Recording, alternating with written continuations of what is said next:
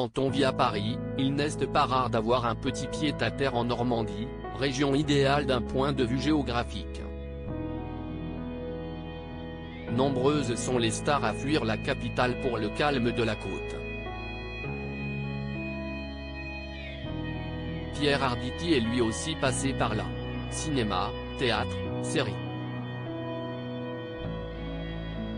On n'arrête plus Pierre Arditi.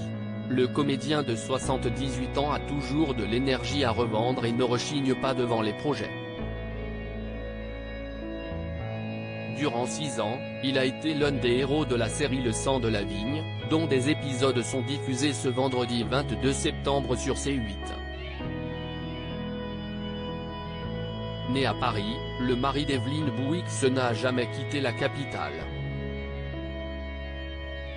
Aux dernières nouvelles, il vivait avec son épouse, avec qui il a fait logement à part pendant plusieurs années, dans un appartement du très chic 7e arrondissement. Celui-ci est situé dans le quartier de Saint-Germain-des-Prés, sur la rive gauche.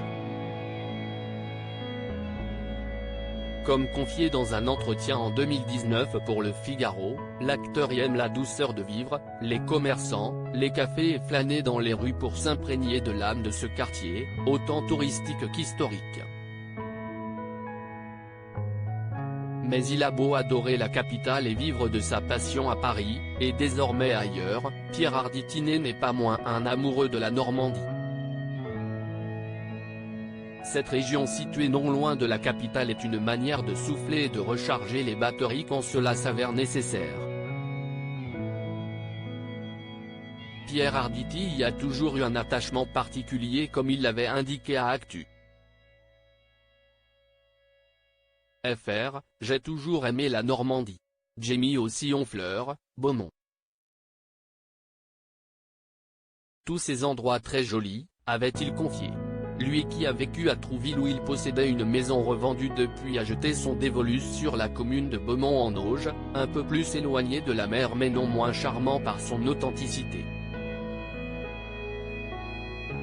Un mariage en Normandie. S'il est autant attaché à la Normandie parce qu'il y a passé une grande partie de son enfance, Pierre Arditi l'est aussi parce que la région sera toujours associée à l'un des plus beaux jours de sa vie, celui de son mariage avec la comédienne Evelyne Bouix, qu'il avait tous les deux organisé à l'époque dans la maison qu'il possédait, un presbytère du 19e siècle entièrement rénové.